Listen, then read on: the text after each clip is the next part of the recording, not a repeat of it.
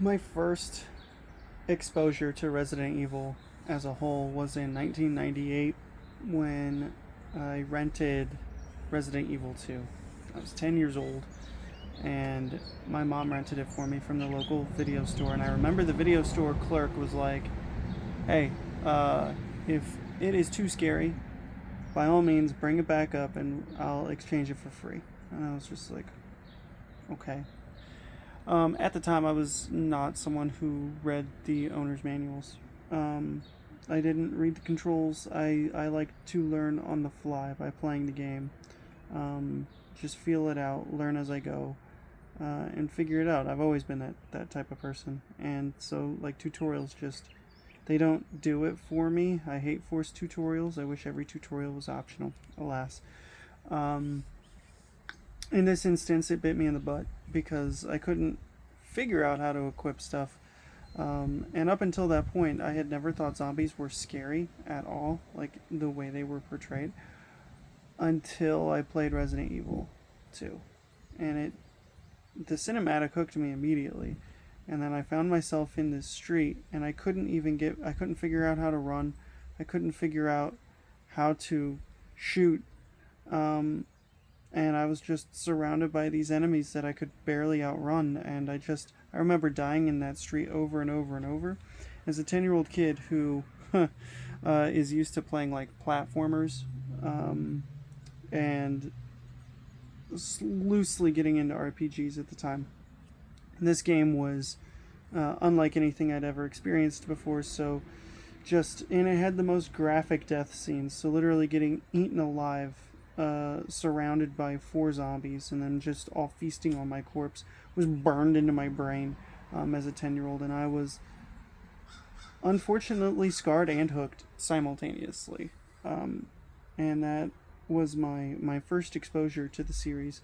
Um, I would eventually go on to beat Resident Evil 2. That would come after I actually beat Resident Evil 3. I beat Resident Evil 3 first, then I beat Resident Evil 2 later on. Um, and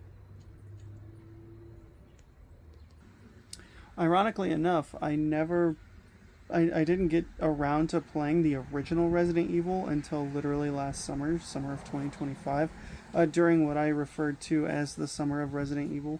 And it's pretty much something that happened this year as well, where I make it a mainstay in my life to play Resident Evil, at least the first one, and I really engross myself in the lore and whatnot around the summer, because starting in May in canon is when the outbreak happens, and then throughout the fall, and the first game happens in July, second and third games happen in September, and culminate on October 1st. Canon in the lore, that's how that goes. So uh, yeah, it's very interesting, and I like to celebrate Resident Evil in that way. I've almost read all the books as well. I think I have like two more left to read. And ironically, they are my least favorite games, and I guess this is a hot take, and that is Zero and Code Veronica. So I talked about a minute ago how I played three. I played the first two, I played two and three, beat three before I beat two. And I remember getting a PS2 and being so excited for Code Veronica X when it was coming out for the PlayStation. And I legitimately played that game and hated it. And then the same thing for Zero. Now, the Resident Evil 1 remake is probably like, I would say, the best remake, but up until, it was my favorite game in the franchise completely until the RE Engine titles started coming out. That my favorite one might actually be Requiem. Um, I can't. You could make a case that's recency bias, but either way, I've 100%ed that game as it currently stands, and the newer titles are just infinitely replayable. Um, like 4, 8, and 9. Those are the most replayable entries for me, Resident Evil wise. Anyways, moving on. PS2 got Resident Evil Code Veronica X and was excited for it. And this is one of those it's the weird spot that Resident Evil was in at the time, making leaps to new hardware, trying to revitalize at that point, a kind of stale formula. It was, you get 3 Resident Evils under your title. First one's a smash hit. Second one is considered the gold standard. The third one is good, but it didn't do enough to push the boundaries, and so they're trying to figure out how to make it better. And they doubled down on puzzles. And they tried this branching narrative system with Code Veronica. Ultimately, the problems that I come into with Zero and Code Veronica are not what a lot of other people say. Sure, there's the whole soft lock where you can lock yourself out and have to restart in Code Veronica, and then there's also the real annoying inventory system in Zero, but ultimately both games suffer the same problem, and that is that they require you to complete multiple sub puzzles to get an item, to like either create an item that you need to progress, or like create a mixture to create it. Either way, you're doing multiple sub puzzles to get an item to complete the main puzzle, and that is by far the most annoying aspect. And this is why the first trilogy, is held in such high standard and high regard, because they are straightforward. Yes, you can beat them in an hour and a half if you know what you're doing, but they never overstay their welcome. Whereas Zero, Code Veronica, like, it tried to take that formula, which worked and was so streamlined, and you could beat the games in like an hour and a half, 2 hours if you knew what you were doing. And now suddenly you're playing that game for like 6-7 hours if you know what you're doing. And maybe Dino Crisis was the first, misstep for them, because Dino Crisis is another Resident Evil like game, but that one focused more on puzzles as well. I don't know. It was just one of those things where it's too many puzzles, and it started to lose the plot in trying to revitalize itself. But I get it. You create the same game in such a short amount of time, and people are going to be like, you're just playing the same game with a different story. And that is something that Resident Evil, I think as a whole, has also suffered from, is that they were not creating with a clear end goal for the story. They were kind of just making it up as they went along, and that kind of went into game design. So it was just like, once you actually pull back and think about it, you're like, how does this even function? Like, how does anything get done in an Umbrella facility?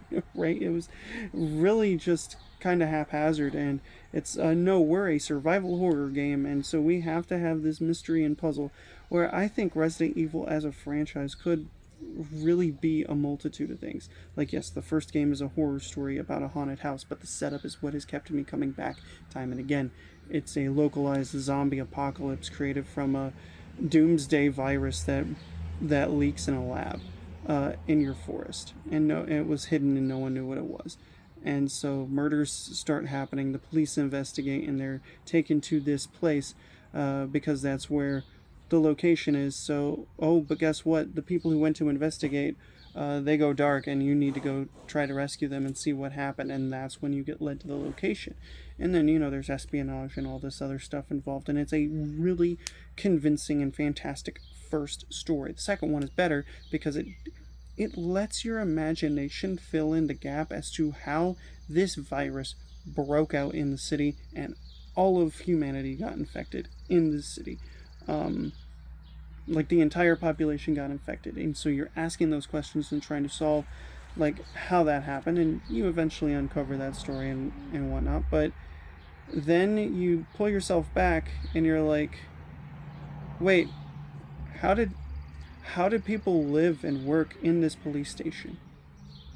Right, the setup of the first game and the environment makes sense. It's a haunted house that is booby-trapped, and like, literally, the guy who built it got trapped in his own maze by the murderous psychopath that was Oswald E. Spencer, and because he was the only other one who knew the secrets, and he was like, no, I can't have this, so I'm going to kill you. And the first game makes sense. Location, story, gameplay. makes complete sense. However, once you start applying that to real world settings, you start asking yourself, how did this happen? And this was a problem that the originals had until the remakes, the RE Engine games, addressed it by modernizing those puzzles. Like, it might not be create combine these 5 things from these 5 different things to create a key to unlock this one door and progress. It might be the plugs. I'll use this as an example. The basement section in Requiem, where you have to find the 3 plugs and they're dispersed throughout the entire basement. Like, that is something that makes sense. Just the way it was designed, the way that the system is, and just the environment. It just makes sense.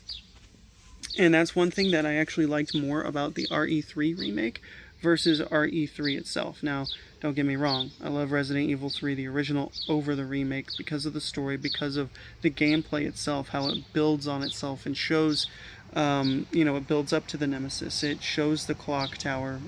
And Capcom was going through an era then with the fake out ending where both in Dino Crisis and Resident Evil 3, a chopper comes, you think it's the end of the game, and then the big bad of that game destroys the chopper. It happened in both games. They both came out the same year. And it's just really funny. But with Resident Evil 3, the remake, there were no puzzles, but it makes sense because you're in a city trying to escape. It doesn't make sense that you need 3 specific gems to unlock the gate to get into the park. Granted, there was no park to walk through, but I think that if RE3 Remake would have had more time, did not have all this cut content, actually allowed you to see Raccoon City as a whole, it probably would have been my favorite in the franchise. So I've talked about why I hate RE0, why I hate RE3. Oh, I haven't actually told you about why I hate RE0. I told you why I hate RE Code Veronica. But while RE0 has the same problem, they went ahead and made Rebecca Chambers the main character of the prequel and made her scared of hunters after she destroyed a proto-tyrant by herself the night before. I just don't know why they could not think that this was a bad idea and this didn't make sense with her character. People can try to explain it away. It's not going to make sense, and it's probably something that I will absolutely loathe until the Zero remake comes out, I guess next year or something, after the Veronica remake, which I'm excited for. And I guarantee you that the Veronica remake will probably remedy every single issue that I have with the original release. But for me, my perspective, as the original titles go, you can't top the first 3. Code Veronica is overhyped. Everyone retroactively is like, oh, it's Claire's adventure, Claire's game, she deserves all the love. Sure, Claire does deserve all the love. She deserves as much love as Leon does for getting out of the city, whatever. But also, Code Veronica, the game itself, kind of sucks, in my opinion. Zero itself absolutely sucks because you have an established character that you're going back and actively having narrative friction. You're having narrative friction with in the characterization. She literally goes through this transformation of being very scared in the beginning to a battle-hardened survivor at the end, but then she just goes to the Spencer Mansion and just starts all over again. Doesn't make sense. And that is ultimately the greatest sin that I think that Zero actually goes through. So those 2 are my least favorite. And then Resident Evil 4 is divisive for me. I liked 4, rather, and the original. And I remember playing it and being like, wow, this has been such a fantastic experience. I had so much fun playing the game. But then 5 came out, and I was full on board the 5 hype train. I really enjoyed it. And 6 came out, and ironically, I really loved 6, but while I was going through the action trilogy of 4, 5, and 6, I just wished they'd go back and remade 2. Because, Capcom did themselves no favors by making the RE1 remake as good as they did, and I remember thinking, like, this is an exclusive deal with Nintendo. It makes sense to redo 1, 2, and 3.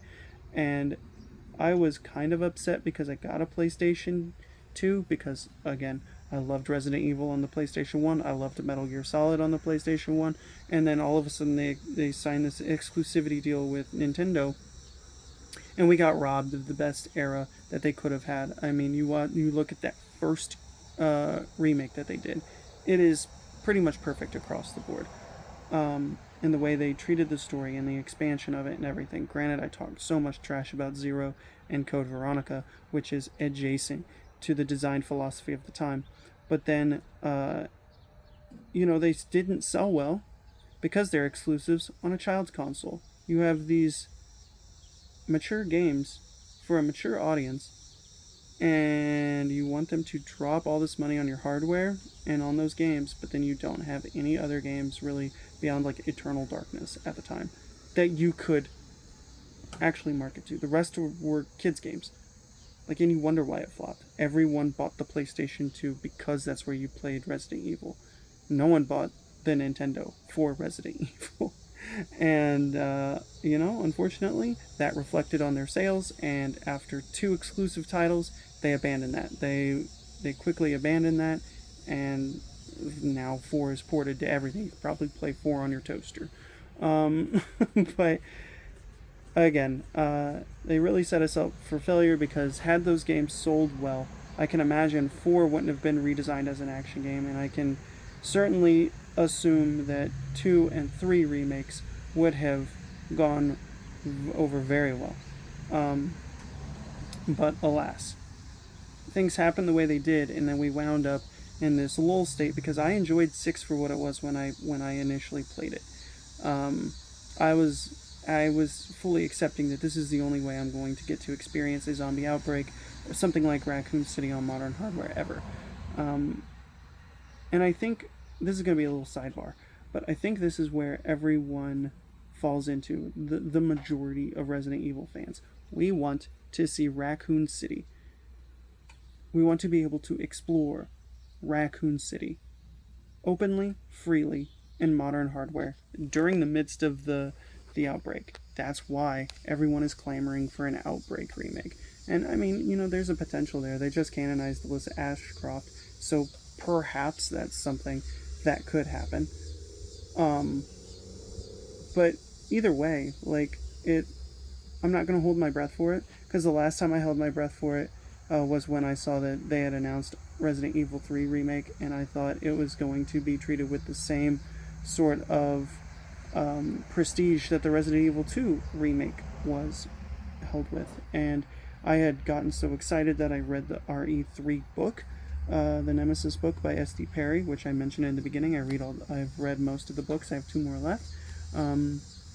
And the books are fantastic. I love the Nemesis book, how it expands on Carlos and shows his progression through the outbreak, how he winds up in the city, all this other stuff.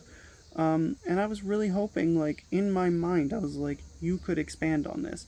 Seeing the UBC, literally playing the cutscene where you land as a UBCS member and your team gets ripped apart, that was what was in my head. And I was just like, oh, that'd be so great. Jill actually seeing the virus take over, knowing what's happening, and trying to help out, and maybe her even having a monologue, that was just so compelling in my mind. And I had just played it up like, this is going to be expanded, we're going to get to see all this in the beautiful RE engine. And no, we didn't even get the cutscene where the UBCS gets ripped apart, or the cops' last stand. We just got live action scenes that were vague, didn't even show zombies, and then we got rushed through the explorative scenes that built up to the first Nemesis encounter in the original. And RE3 is a sore spot for me. RE3 remake, that is the greatest L, the only L that Capcom has taken in the RE engine remakes in this era of the franchise, is that. And I would love a director's cut of that. Unfortunately, they have zero interest in doing that. The only way we are going to get Raccoon City the way we want it is if they do an Outbreak, which I don't even know if they would, but I mean, everyone is here for it. Everyone is here for it, but it sounds like they're just going with mainline entries and everything. But you never know. Doors always open with that.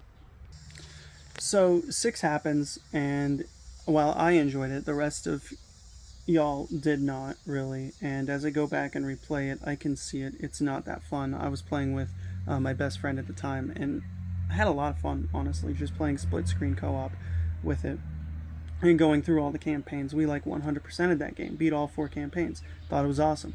But then we get, it just goes on ice because it was not well received. It didn't sell well. Everyone was like, Resident Evil's finally lost the plot. And we got so close, apparently, if reports are to be believed, that we were so close to a live service action focused Resident Evil 7, and I'm so glad that Capcom just left the whole Western philosophy of game design, which I talked about in my most recent video, is trash.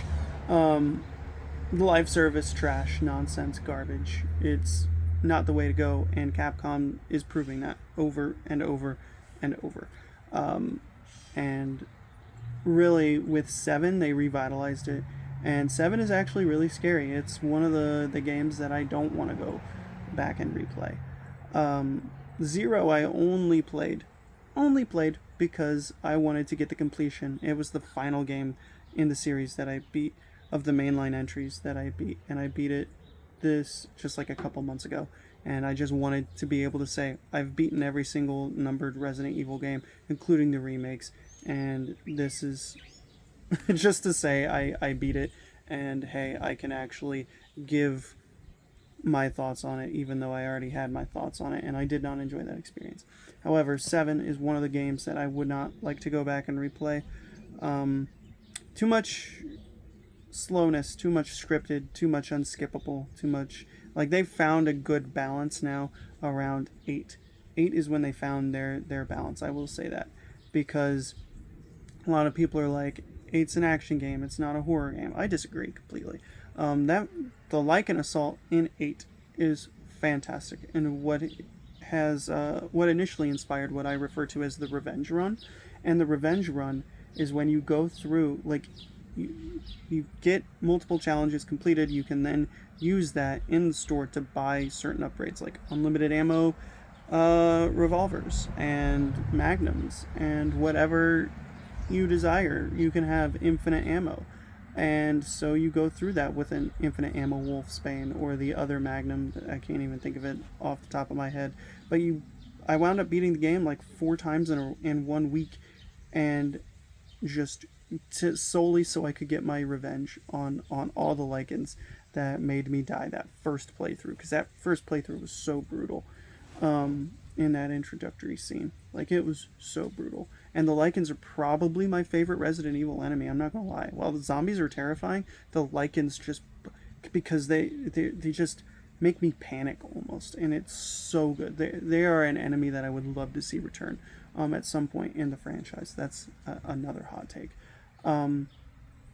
But 8 really found that balance where you start off as this helpless person almost, and your resources are really limited, and the game is just throwing all this at you, and it's so difficult, and you progress to this point where you're a battle-hardened character at the end, and then you get to purchase your upgrades, and then you get to take those upgrades with you into the next playthrough, and then you get to do it again, and eventually you just come into this point where you're just really battle-hardened, and you're experienced, and you have unlimited ammo, and you're wrecking everything, and it's the revenge run, and it is so cathartic.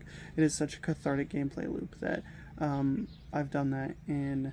I haven't done that in 4 Remake, but I did that in 8, and I did that in Requiem, and Requiem is so good. I haven't even touched on 4 Remake, but 4 Remake before Requiem was my favorite, because it really, like, it was a toss-up between 4 Remake and 8, because that was the line of, we're keeping a horror element still by pressuring you and keeping this body horror type stuff involved, and enemies they're gonna press you, and it's gonna be difficult. and it still has a dark theme. Like, Leon's not just cracking one-liners in the daylight and killing everything. It is a gloomy, dark atmosphere where he's depressed, and I really love how they handled Leon's character arc in the remakes. I love that so much. I love the retelling. I can't wait to. So, like, obviously, we're at a point now where we have seen the Leon story from 2 to 4, then to Requiem. We've seen that. Now, what they're going to do is they're going to continue with Claire. We're going to see Claire in. We saw Claire in 2 remake. We're seeing Claire coming up here in Veronica, and that's also going to introduce us to Chris. That's going to then set the scenes for Chris and Wesker. Then we're going to go back to 0. We're going to see the origins of Wesker. We're going to see Rebecca. Then we're going to go jump back to, I guess, Resident Evil 10, which, if rumors are to be believed, then Claire is going to star in that game. And we're probably going to expand on Xeno. And then we're going to go back to the original Resident Evil. And we are going to see just the way these characters are intertwining and how they are being told. And we're getting new through lines. Really makes me excited for the future of Resident Evil. And we went through a dark period where they were just kind of haphazardly throwing story together and not really making sense. And I actually can see where, from a design standpoint, everything is starting to flow and click and make sense. And it's really awesome. We're eating right now as Resident Evil fans. Now, every fandom has its cringe people. So just because some people like to cosplay as this, or some people glaze one entry over the other for whatever reason, don't let that impact or affect your desire to play the game. The franchise is really good. I would highly recommend playing any game except Code Veronica or 0. Those 2 are my least favorite, just in terms of difficulty spike and expansion of a already kind of boring, I say boring, but the gameplay loop is addictive for the first 3, the remake, and then they had to change it for 4 because of the way they tried to expand upon it. It's a perfect gameplay loop for a 3 to 5 hour experience, but for like a 15-hour experience, it's not the most fun to do. Anyways, guys, that is my thoughts on the franchise, and I love it. I love the story. It keeps me coming back for more every year. It seems like it is my absolute favorite franchise at this point. I will probably buy every entry, day 1 from here on out. Now that I've actually beaten every single game, I will continue to do that. And all I know is I trust Capcom, but I'll always be honest. If a game is not as great, or if it's subpar, I will tell you straight up. But so long as they make the games fun and they make sense from a story point of view, and an in-universe point of view, I'll tell you that straight up. You'll notice that I didn't talk much about Requiem, and it's new. I really like that Grace Ashcroft or Alyssa Ashcroft, sorry, tingly, from holding the phone.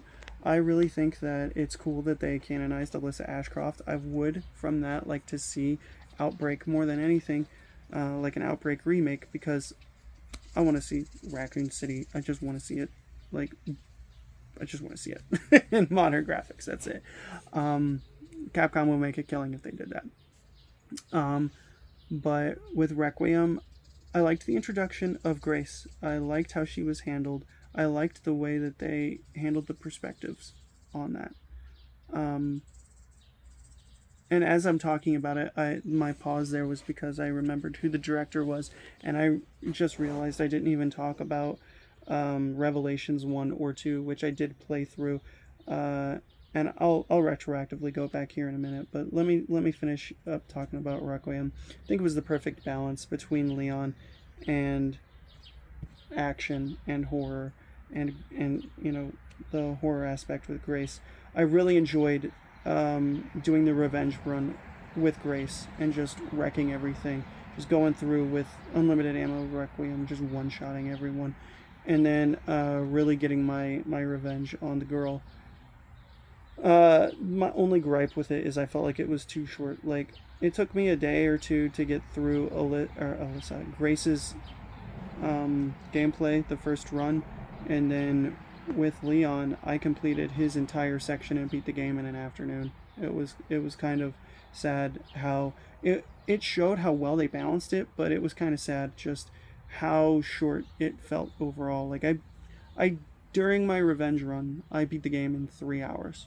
3 hours and 9 minutes is all it took me to beat the game, and I was kind of like stunned that I was able to beat it that much, like that quickly.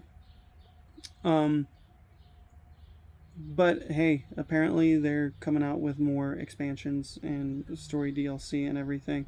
And I kind of like the way they're handling it with going to Veronica, setting up a through line to the big bad that they set up in Requiem, and just show that hey, these are the main villains of the series. And I think it's just pretty cool. Um, so I really enjoyed 9. That one might be my favorite one. The way they just tied everything together in a nice, perfect just package, where the gameplay was informed by the story, which was informed by the lore and the setting, and it was just perfect in my mind. And going back, I only played Revelations once, and I beat that on the DS. And I beat Revelations 2 on the PC in 2015. Both were good for what they were.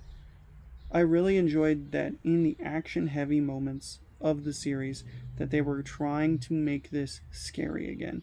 And it was the same director of 7. He did Revelations 1, he did Revelations 2, he did 7, and then he did 9. And I love all 4 of those games just because they balance very well. And like Revelations 2 was the game where you ran out of ammo and had to use your knife. Like I have an achievement. I haven't played it since 2015, but I have an achievement where I killed 100 enemies in the story mode with my knife because I ran out of ammo. Ammo was so scarce.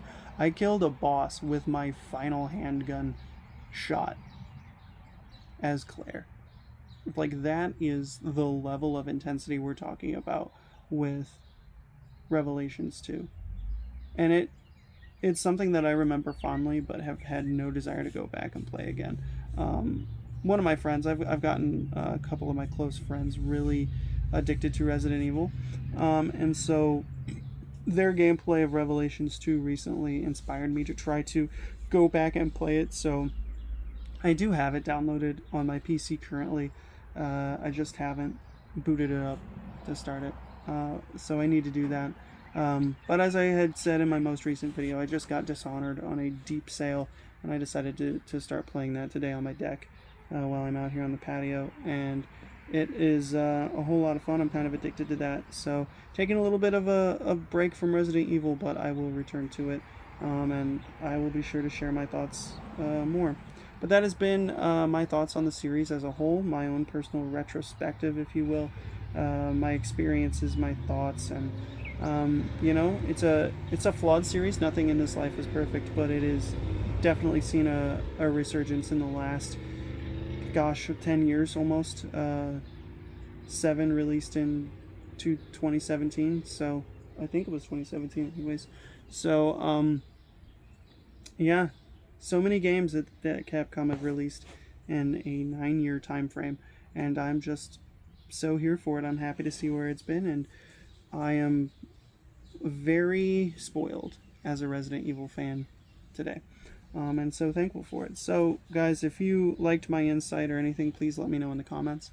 If you like videos like this, please like, subscribe, all that fun stuff. New videos every couple days, every other day, something like that. I don't know, when I think about it, I upload it. Not always about video games, but I just like to share my thoughts and out here in the beautiful countryside. But with that, guys, until the next time, my name is Ken, and I will see you then.